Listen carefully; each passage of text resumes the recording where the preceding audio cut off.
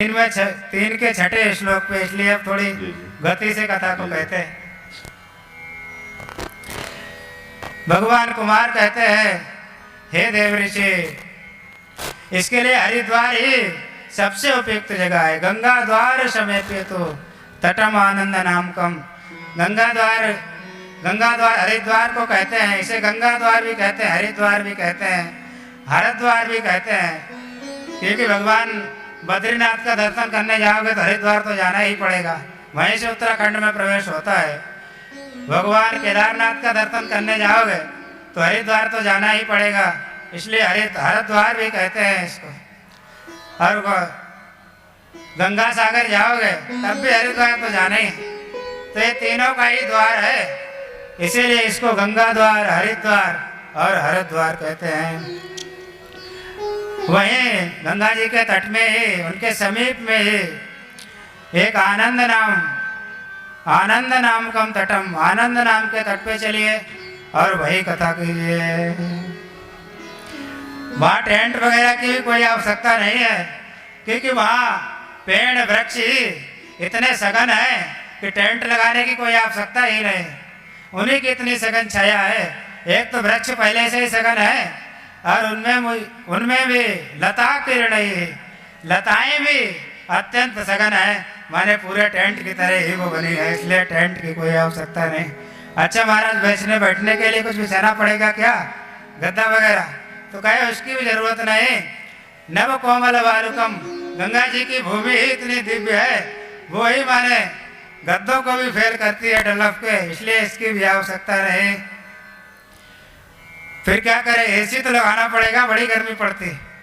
तो कहे कि एसी कूलर की भी आवश्यकता नहीं, बड़ा रम्य स्थान है, वहाँ गर्मी होती ही नहीं, इसलिए इन तमाम नाटकों की भी कोई आवश्यकता नहीं है।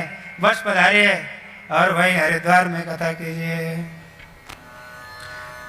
देव ऋषि भी पधारे और भी सभी ऋषि पधारे और भी तमाम भाव कथाकार लोग देते हैं वृंदावन में कि भगवान बद्री विशाल में इसलिए नहीं किया कि वहाँ ठंड बहुत पड़ती है और तमाम नियम होते हैं, भागवत के ज़मीन पे सोना पड़ता है, नहाना पड़ता है बार बार।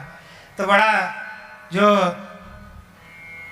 हमारे इंद्रप्रस्थ दिल्ली वगैरह से जो लोग कथा सुनने जाएंगे, बुलंदशहर इत्यादि से लोग जाएंगे, तो वो ठंडी में नहीं रहते हैं, तो बेचारे कहीं बीमार ना हो जाए, उन्हें कष्ट ना हो।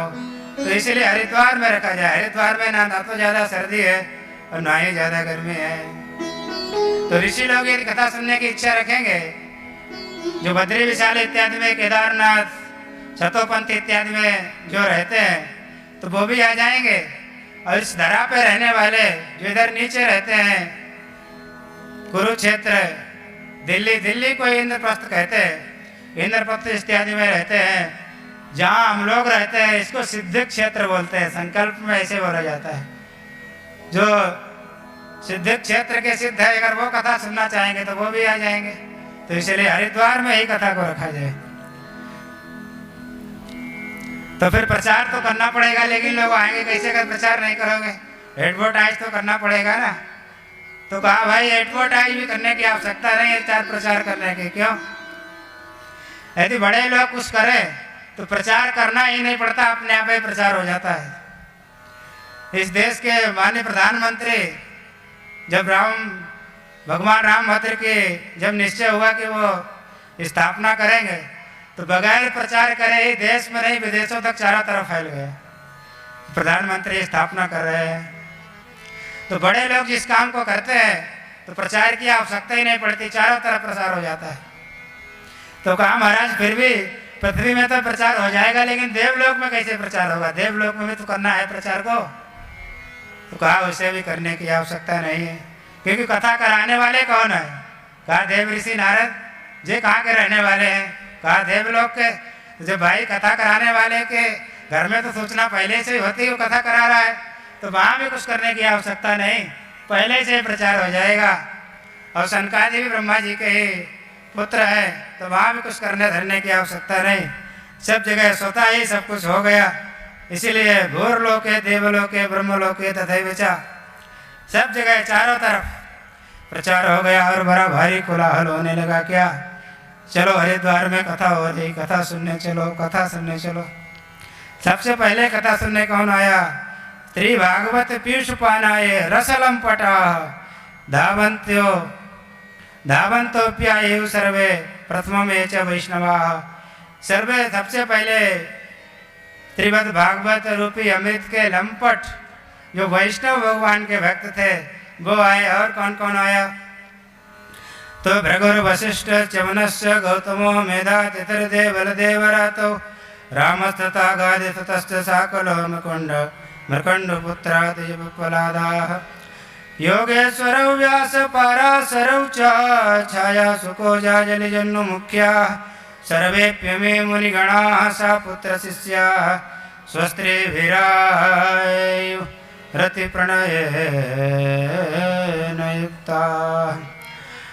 भगवान भृगु वशिष्ठ जी चमन ऋषि गौतम ऋषि मेधातिथि देवल देवरात राम माने भगवान परशुराम गादी सुत माने महर्षि विश्वामित्र साकल ऋषि मिकंड पुत्र माने महर्षि मारकंडे अत्रिज माने भगवान दत्तात्रेय इत्यादि भी आए। पिपलाद ऋषि आए। योगेश्वर भगवान व्यास जी पराशर जी और छाया से कोई भगवान व्यास साथ में लाए। भगवान व्यास कहते हैं कहाँ तक कहें, जितने भी ऋषि थे सब आए। और कैसे आए? शापुत्र शिष्या। जो विरक्त थे, जो गृहस्थ नहीं थे, वो तो अपने शिष्यों के साथ में आए। और जो गृहस्थी थे, जैसे भगवान वशिष्ठ गृहस्थी हैं, और भी जो महर्षि संत गृहस्थी थे वो अपनी स्त्री और पुत्रों के साथ में आए। तो कथा में इससे ध्वनित हो रहा है, कथा में आओ तो अकेले मत आओ, अपने स्त्री पुत्र सबके साथ में आओ। क्योंकि ऋषि जब आए, जिनके पुत्र नहीं थे वो तो अपने शिष्यों को लेके आए, और जिनके जो गृहस्थी थे वो अपनी पत्नी पुत्र नाती पोते सबको लेके आए। सभी ऋषि पधारे हैं, सभी नदियाँ पधारी हैं। कुछ लोग थे वो अपने गौरव के कारण नहीं आए थे कि हमें तो निमंत्रण कार्ड ही नहीं आया, हम भी तो कुछ दमखम रखते हैं, आखिर हम क्यों जाए वहाँ।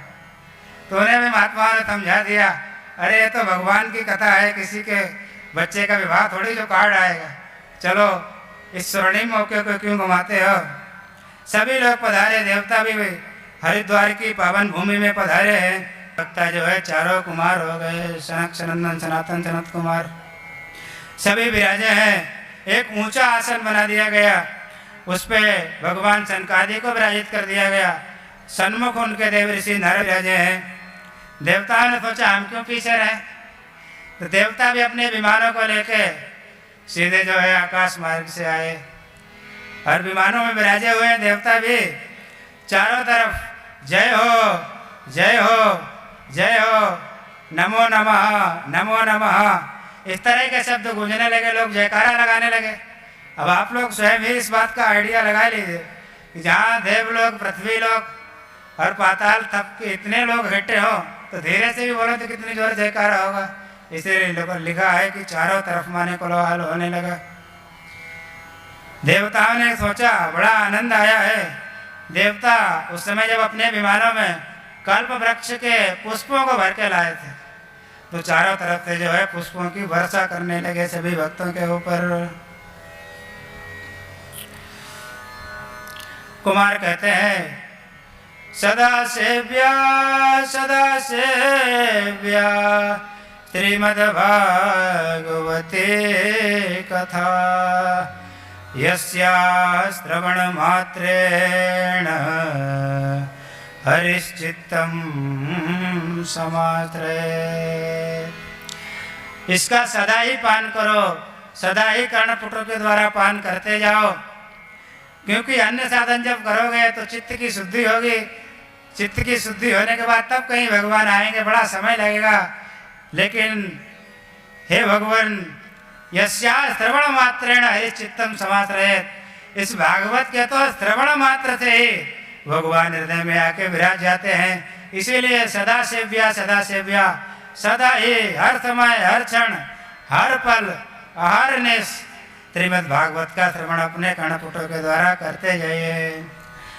इसकी ऐसी महिमा है, कथा भागवतस्यापि नित्यम भवति यद्गृहे तद्गृहं तीर्थ रूपम ही वसताम पापनाशनम। ये श्रीमद् भागवत की कथा जिस घर में होती है फिर वो घर घर नहीं रहता, अपितु तीर्थ हो जाता है और उसमें रहने वाले जो निवास करने वाले हैं उनके सबके पापों का नाश हो जाता है। महाराज इसकी इतनी महिमा है, अश्वमेध सहस्त्राणी वाजपेय शतानि च, माने हजारों हजार अश्वमेध की करो